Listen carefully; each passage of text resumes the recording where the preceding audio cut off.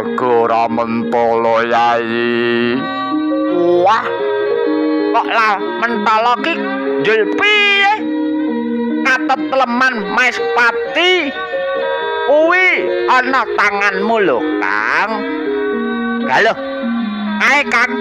Labuh Arjunata Celabau malah lene lho, Kang. Sukasana.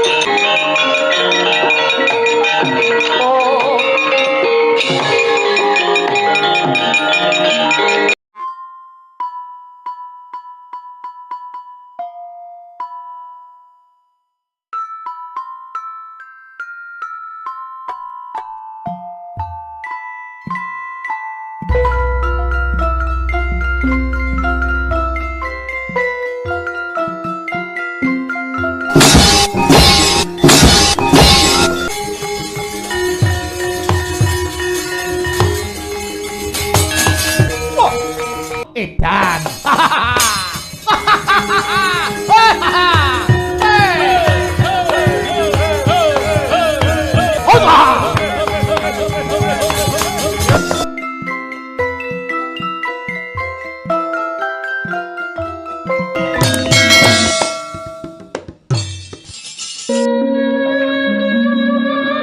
Saya ora kuat Sang Bambang Sumantri. Gopi nyumurupi Kang Rayi Sukasrana ingkang nedeng tilem sesenggoran. Prasasat kaya bledek-bledek dadane Sang Bambang Sumantri. Ucap kacarita nalika semanten Dupi dangu datan den gugah. Kang Rayi Sukasrana sampun kraos. Sang Sukasrana lan wungu saking tilem nyebut asmane ingkang raka Adya Handala Sang Bambang Sumantri anjelih kepati angrangkul dhateng Kang Rayi.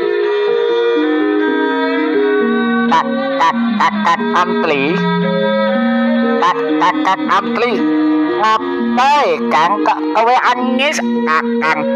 Adikku Di.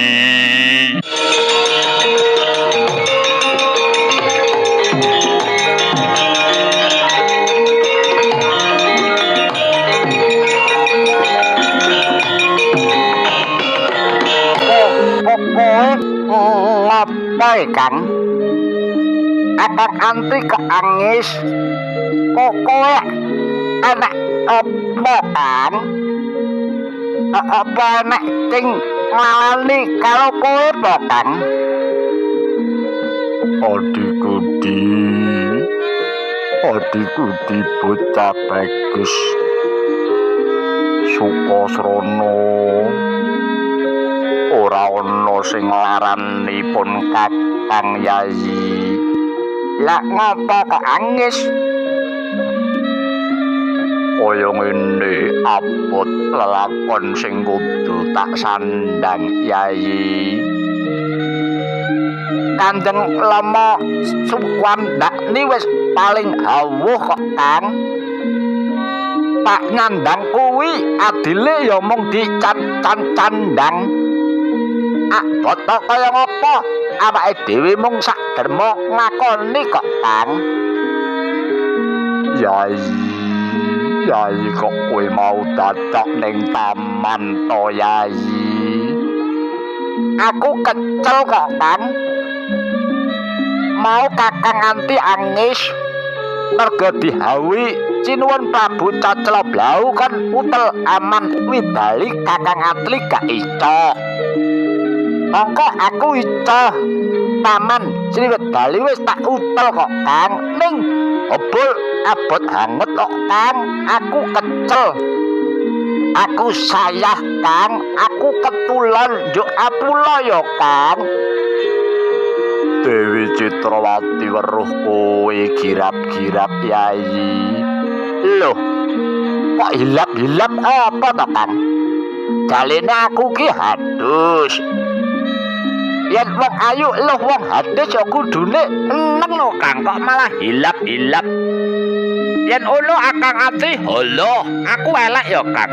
Ora Yai, kowe bagus Yai. Ah, ngapusi. Wong Panakawan wae omong aku elek kok Kang. Ora Yai, kowe adikku dhewe sing paling bagus. Lah kok Akang Ati nggawa lis, alep apa Kang? Yo iki Yai. Aku diparingi pusaka lawan Sinuwun Prabu Harjuna Sasrabau. Aku dune eneng no Kang. Kakang dadi tambah sekti. Kelise Kakang tambah akeh. Iki mesti kelis ampuh ya Kang. Nanging sumurupa Yai, keris iki kon nggo mateni marang kowe Yai. Sebab Dewi Citrawati wadul kelawan Sinuwun Prabu Harjuna Sasrabau supaya putra bajang kang mapan ana ing Taman Sriwidari kon mateni aku sing diperintah Yai. Opo aku mentala mateni kowe Yai? Oh alah Kang. Dene ya mung ngono to Kang. Latah nangis Kang. Dadi Cataliya kok embeng. Lah nek mung ngono wae latah dadak nangis. Gua apa to Kang kowe nangis dalang nek anten aku kudu mati. Patenono to Kang. Ora apa-apa. Tegese uripku ning jagat iki wis lampung. Aku ya wis lega kok Kang, aku wis eneng. Icoh gawe bungah kakangku Kakang Antli. Patenono to Kang. Aku ora apa-apa, aku ora celik, aku ora gelo.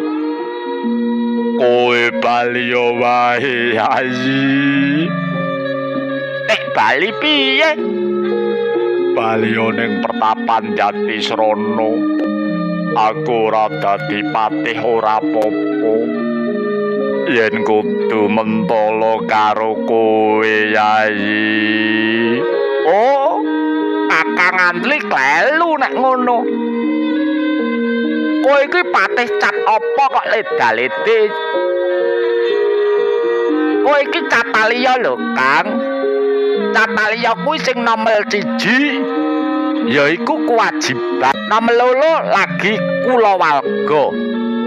Cipate Cataliya kuwi yen ani aja didi, yen di aja ani-ani, yen ya nek olah ya olah, lati makati kudu siji kok, Kang.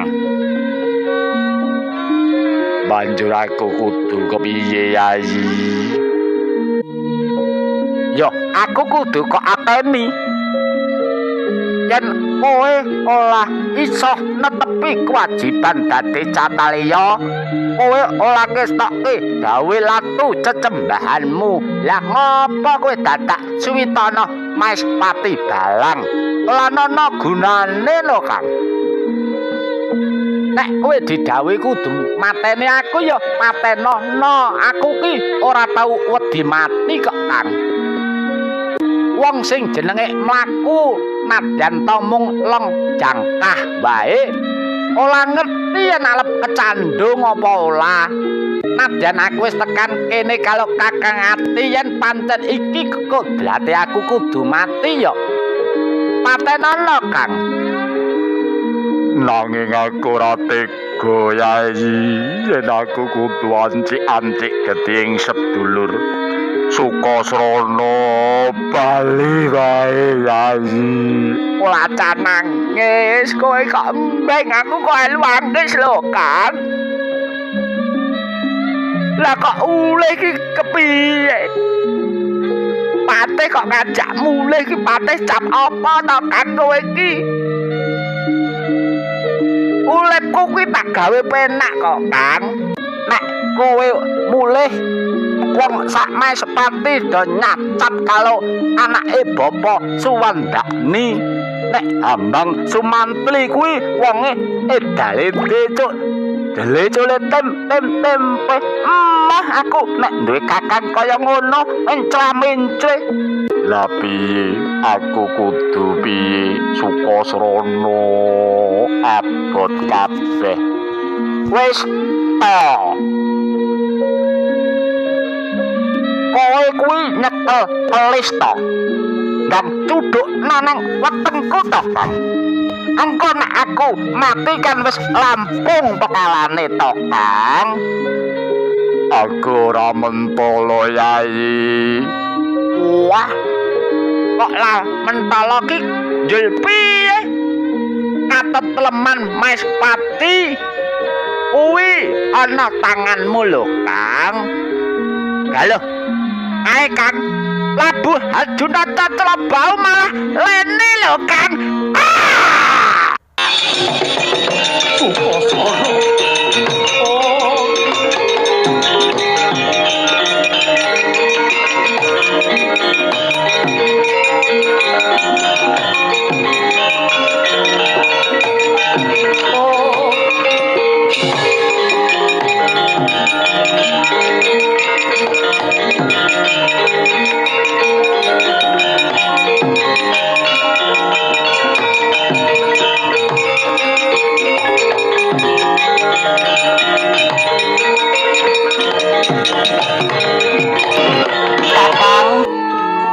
Kakang Sumantri. Kowe sapa? Ana wong bagus cap katon cap ora. Aku adimu, Kang. Aku Sukasrana, Kang. Adiku di bocah bagus Sukasrana. Kakangmu njaluk pangapura Yai. Pun kakang ora duwe niat kepengin mateni kowe Yai. Keneng apa kowe suduk salira Yai. Aku sumusul kowe Yodi. Aja gembeng to, Kang. Kridaning ati tan bisa mbecah kutaning pasti budidayane manungsa tan bisa ngungkuli garising kawasa, Kang. Aku moh pisah marang kowe Yai. Aku ya moh pisah kok, Kang. Aku kepengin peruntungan bareng marang kowe. Najan aku pisah dina iki. Ning aja kuwatir, Kakang Sumantri. Aku ora duweni lara. Aku ora duweni sengit karo kowe, Kakang. Nggonku duwe lekas kaya ngene iki mung merga aku gedhe banget tresnaku karo kowe, Kakang Sumantri. Saka gedhe tresnaku, aku mau mlebu ing kasuwargan jati.